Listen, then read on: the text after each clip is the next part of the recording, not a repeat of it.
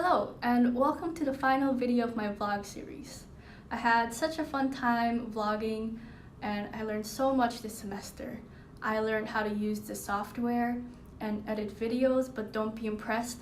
All of the editing I've ever done is crap, just like anything on this website. But I also learned about other things. In my first video, I discovered how science looks like on the internet, and in my previous video, I talked about how the internet facilitates in the spread of misinformation. In today's video, I was planning to discuss science advocacy on the internet, specifically relating it to climate change. However, that's such a heavy topic, and I want to take it easy for today. Also, I've been having a lot of body aches, and my doctor told me to chill. So I've been using this Minnie Mouse stress ball to hopefully alleviate some pain. So if you see me squeezing this mouse throughout the video, don't be alarmed. Anyways, I am scrapping the heavy emphasis on climate change altogether, and we'll start with something a little bit more manageable, something a little bit smaller. You might be pleasantly surprised by who this challenger is, and it's mice.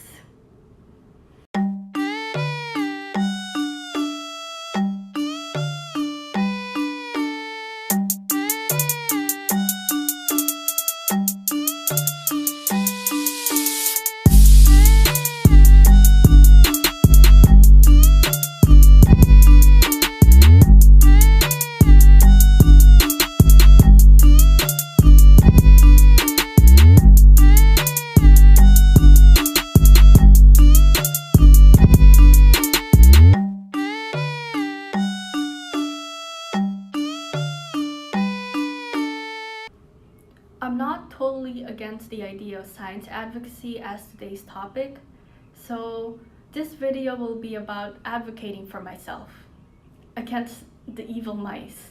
So I'm heading to the internet to fix this problem once and for all. The first thing I did was head to Google and search for how to get rid of mice, and I find that there's usually articles written by pest control companies. These resources that are supposed to help desperate people out like me are practically free advertisements. So I don't know if I should exactly trust them or not. So I decided to look for some peer-reviewed research articles, which I assume are a little bit more objective. For example, I wanted to use this article which investigates the role of odor in creating efficient traps, or this article which focuses on the communal living of mice. I don't know, during that time I thought it would be useful so I could get into their headspace and I could potentially think like a mouse. But these methods and resources are not accessible. I do not have the money to purchase these articles, and I definitely do not have the financial means to learn more about this topic. So I headed to YouTube, where I learned colorful ways to trap mice. And to be frank, I'm so desperate at this point that I actually might start using these methods. And there's no real adults to advocate for me and my roommates, so these methods are the only ones that we have so far. I also went to a forum because in my last video, I talked about the cross-fertilization of ideas and talking to communities we usually don't talk to. So I went to Reddit, a website where I usually don't go to, for some assistance. So I found this Reddit thread, how to get rid of pesky mouse, how tried what seems like everything. And the first suggestion is to get a cat. And unfortunately, my roommate is severely allergic to cat. The most helpful advice that I learned from this post is this one, which insinuates that I must become the mouse to catch the mouse. And the reply is the most dangerous game.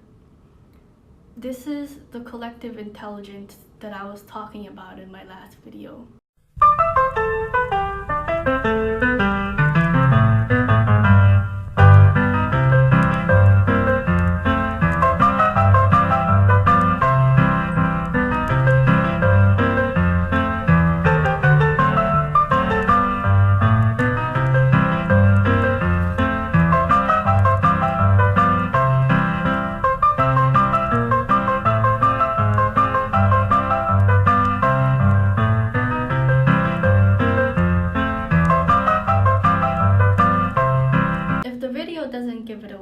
I live in a rat city with a lot of other city creatures.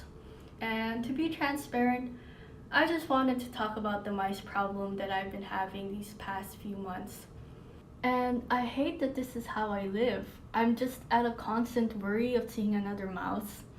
And it's so bizarre because they act more like rats than mice. They're not scared when we would yell or throw things at them, and in fact, they've been getting ballsier, like they pay rent or something. To be frank, I don't see the situation getting any better. I mean, mice are nasty and gross, but at the same time, I sympathize with them a lot.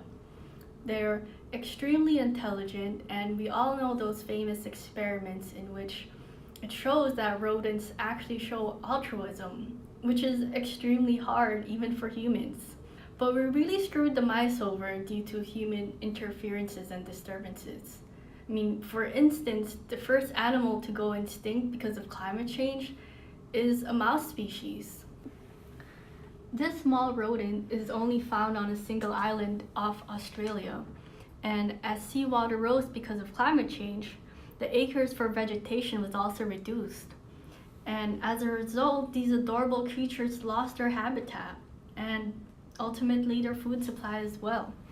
Due to the rapid loss of habitat, animals either die or they're driven to live in urban areas where their previous habitats once were. And this leads to a greater chance of animal attacks and also the rise of infectious disease from this animal since we're always so freaking close to them. I could easily see myself being exposed to some kind of rodent disease since I live so close to these mice.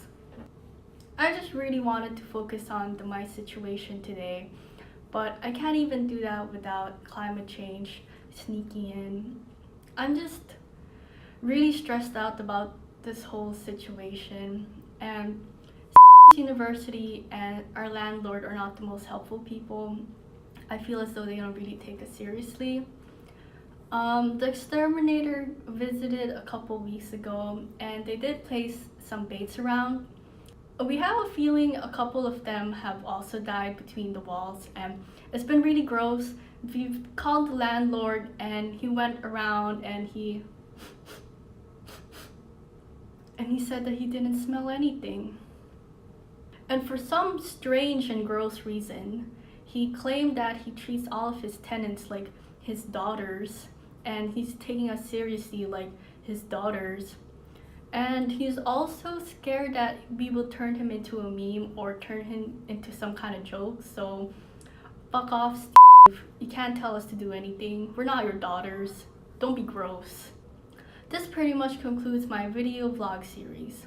At the end of the day, I still managed to talk about climate change and how it could potentially alter the relationship between humans and mice. And to be frank, the only time humans ever care about controversial issues is when it personally affects us. So this whole climate change issue, it's personal. Mice losing their habitat due to climate change and being forced to live in my apartment, that's a personal issue. Obviously, I still have a lot of things to learn. I still have demons to conquer. So for now, goodbye YouTube, forever I hope.